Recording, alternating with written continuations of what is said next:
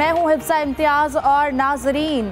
PSL 10 के मुकाबले जारी हैं। कल कजाफी स्टेडियम में मैच खेला गया कराची किंग्स और कोयटा ग्लैडिएटर्स के दरमियान, और कराची किंग्स ने से ये जो मैच था कोयटा ग्लैडिएटर्स ने छीन लिया। 5 रन के मार्जिन से कोयटा ग्लैडिएटर्स ने ये मैच जो है वो जीता। इसके साथ साथ आज भी मैच खेला जाएगा लाहौर कलंदर्स और मुल्तान सुल्तान्स के दरमियान। इससे पहले मुल्तान में जब मैच हुआ लाहौर और मुल्तान का, तो मुल्तान जीता और इसके साथ साथ PSL 10 में उसने अपनी पहली फतह का मज़ा भी चखा। इसके साथ साथ मोदी से ज़्यादा मोदी के वफादार हैं जिन्होंने क्रिकेट को भी कशीदगी में झोंक दिया है। ऐसी स्टेटमेंट्स और इसके साथ साथ इस तरह के इश्यूज क्रिएट किए जा रहे हैं। क्रिकेट को लेकर सियासत की नज़र किया जा रहा है। इन तमाम मौज़ूआत पर बात करने के लिए मेरे साथ स्टूडियो में मौजूद हैं जाहिद मकसूद साहब, यूसुफ अंजुम और इसके साथ साथ सलीम खालिक साहब भी हमें ज्वाइन करेंगे। अपने पैनलिस्ट को वेलकम कहूँगी और उम्मीद करती हूँ आप लोग खैरियत से होंगे।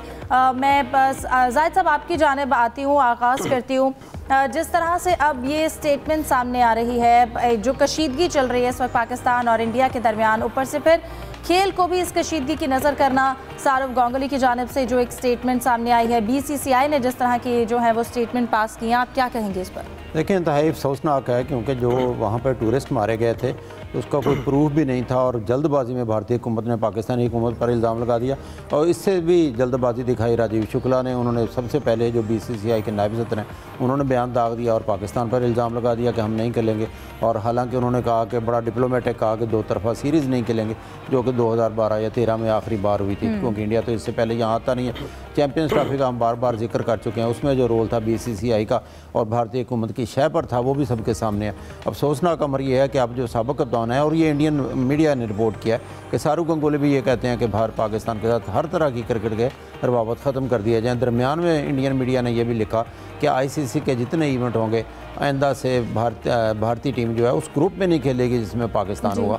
तो हालांकि ICC के जो सोर्सेज हैं वो बताते हैं कि सिलसिले में कोई पेशरफ्त नहीं हुई, किसी ने रब्ता नहीं किया। लेकिन आप देखें, अंदाज़ा लगाएं कि सरहदों पर कशीदगी है, इल्ज़ामात की भरमार हो रही है और उसमें खामखा क्रिकेट को भी झोंका जा रहा है, जो इंतहाई अफसोसनाक है। और सारू गंगुली जब कभी इंटरव्यू देते हैं, बैठते हैं पाकिस्तानी प्लेयर्स के साथ और गुजरे हुए जो मैचेज़ हैं पाकिस्तान, उनका बड़ा अच्छे अंदाज में जिक्र भी करते हैं। तो सोच समझ के बोलना चाहिए, कोई हालात का रुख देखना चाहिए कि किधर को जाता है, फिर अपने नंबर बनाने चाहिए। और इसी तरह से उनके क्रिकेटर्स हैं, क्योंकि वहाँ पर आपको पता है जब से मोदी की हुकूमत आई है कि ट्रेंड चाल निकला है कि पाकिस्तान को गालियाँ दो और आवाम को शायद खुश करो। तो इसी के पीछे भारतीय मीडिया भी लगा रहता है और बहुत से इंडियन क्रिकेटर जो हैं वो भी इस दौड़ में शामिल हो जाते हैं।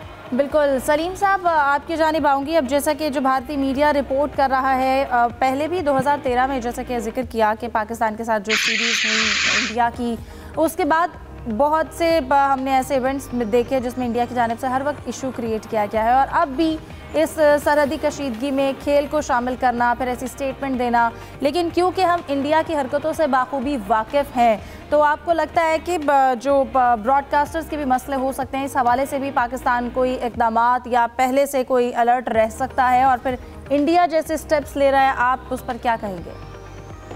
देखिए, इंडिया का मसला यही है कि जब भी कोई ऐसा वाकया होता है तो मिनट्स में क्या सेकंड्स में वो लगाया था पाकिस्तान के ऊपर कि पाकिस्तान ने ऐसा किया, और फिर उसके बाद सारी जो एक नफरत फैला दी जाती है अवाम में और दूसरे लोगों में, और उसके बाद एक मुहिम पाकिस्तान के खिलाफ चलाई जाती है। हालांकि कोई भी वाकया हो, चंद मिनट में कैसे उसकी इन्वेस्टिगेशन होगी, कह सकते हैं कि भाई इसने कराया है। इस बार भी ऐसे ही हुआ कि एक बेबुनियाद पाकिस्तान को इल्ज़ाम लगाकर और मीडिया ने ऐसा माहौल पैदा कर दिया, एक जंगी माहौल कि जी अटैक कर दो पाकिस्तान पर, ऐसा कर दो, वैसा कर दो। अब जाहिर है जो क्रिकेटर हैं या जो BCCI है वो भी इसी तरफ जाते हैं, वो भी कहते हैं जी नहीं खेलना पाकिस्तान से। भाई कौन सी क्रिकेट होनी है पाकिस्तान से? अभी कौन सा वर्ल्ड कप हो रहा है, क्या हो रहा है? जो वुमेन वर्ल्ड कप हो रहा है तो पहले से ही तय था कि पाकिस्तान वुमेन टीम इंडिया नहीं जाएगी और वो न्यूट्रल वेन्यू पे होगा।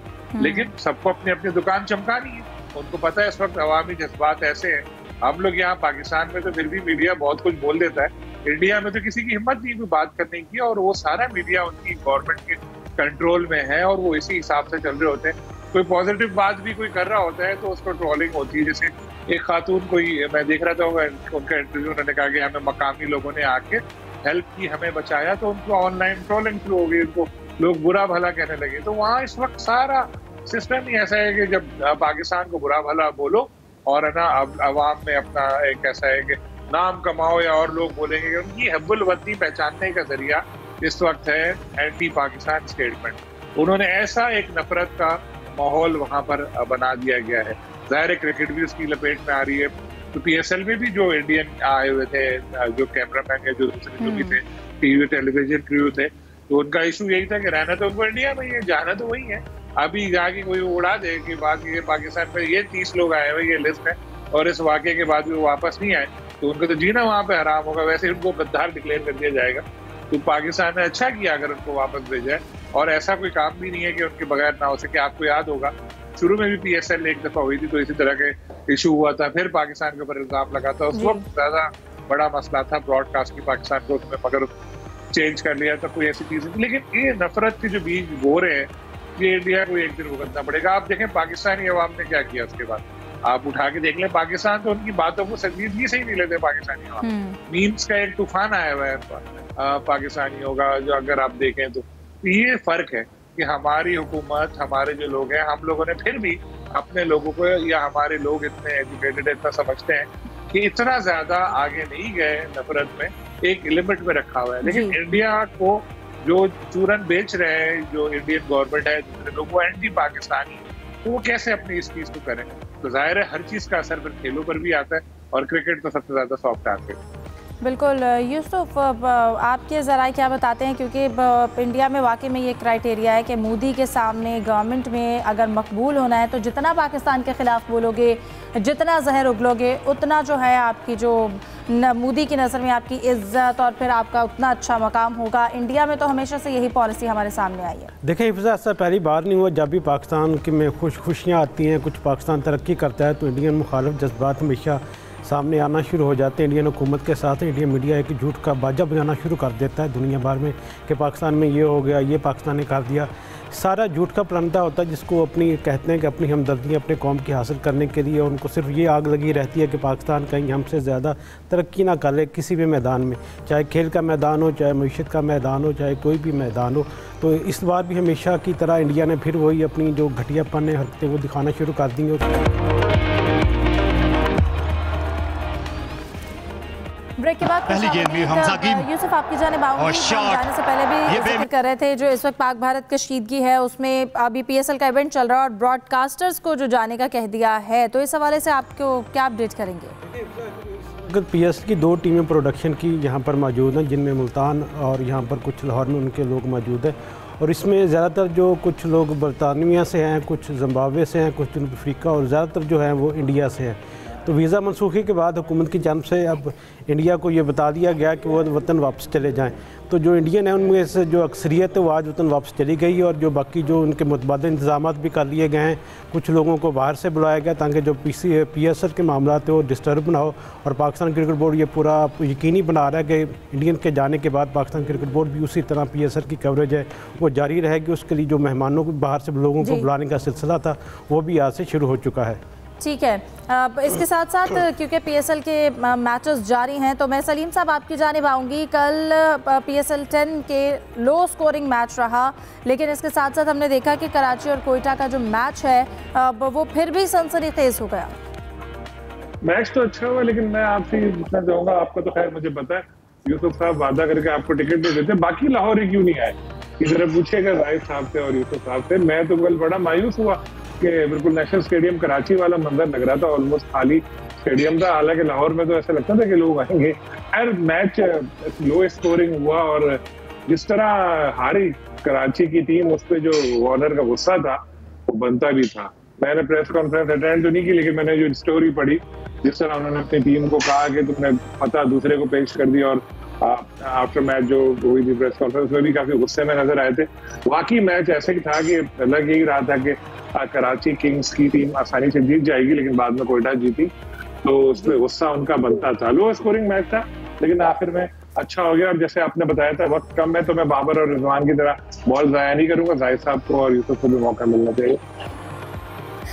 सही है जाहिद साहब, कल लो स्कोरिंग मैच था, लेकिन फिर भी जीता हुआ मैच कराची से कोयटा ने जो है वो ले लिया। लेकिन इसके साथ साथ कल हमने ये भी देखा कि जब पहला मैच हुआ कज़ाफ़ी स्टेडियम में तो बहुत ज़बरदस्त क्राउड रहा, लेकिन कल के मैच में शायकीन नहीं आए। हिफ्ज़ा एक मौका ऐसा था कि लगता था कराची किंग्स जीत जाएगी, क्योंकि एक मौके पर उनको 49 गेंदों पे 50 रन की ज़रूरत थी और उनके 8 विकेटें बाकी थी, फिर 7 उनके आउट हो गए। यहाँ पे उनके बॉलर्स ने और फील्डर्स ने बहुत ही मेहनत की। यूँ कहना चाहिए ये मैच इस चीज़ का सबूत था कि आखिरी गेंद तक हिम्मत नहीं हारनी करनी चाहिए। सीज़न 10 का सबसे इंटरेस्टिंग मैच था। अभी तक 2 या 3 मैच ज़्यादा दिलचस्प हुए हैं, हर मैच का हिस्सा कराची किंग्स होती है। जहाँ तक क्राउड के ना आने का तल्लक है, सलीम भाई ने भी पूछा, आपने भी पूछा, इससे साबित होता है जो हम पहले भी जिक्र कर चुके हैं कि क्राउड पुलर अगर कोई टीम है इस वक्त तो लाहौर कलंदर है, और नंबर 2 अगर कोई प्लेयर है तो बाबर आजम है। पहले दिन लाहौर कलंदर का मैच था, बाबर आजम उस टीम में शामिल थे। हर कोई हमें पास मांग रहा था, या पास नहीं होता था तो वो टिकट लेना चाहते थे। मेरा ख्याल है कि आज मुल्तान सुल्तान का और लाहौर कलंदर का मैच है। आज मायूस नहीं कि आज यकीनी तौर पर क्राउड आएगा। कल क्योंकि कोयटा ग्लैडिएटर इतनी क्राउड पुलर टीम है नहीं, इसलिए क्राउड बिल्कुल मायूस कौन था, बहुत कम आया। जाते जाते लाहौर और मुल्तान का मैच आज खेला जाएगा फिर से, कौन सी टीम फेवरेट है? लाहौर की टीम मेरे ख्याल में आज फेवरेट है। यूसुफ जाहिद साहब? देखिए मैंने लाहौर ही कहना था, लेकिन अब मैं मुल्तान के साथ। और सलीम साहब आप बता दीजिएगा अपनी फेवरेट टीम। लाहौर। चलें ठीक है, इसी के साथ ही आज के प्रोग्राम का वक्त खत्म हो जाता है। अल्लाह हाफिज़।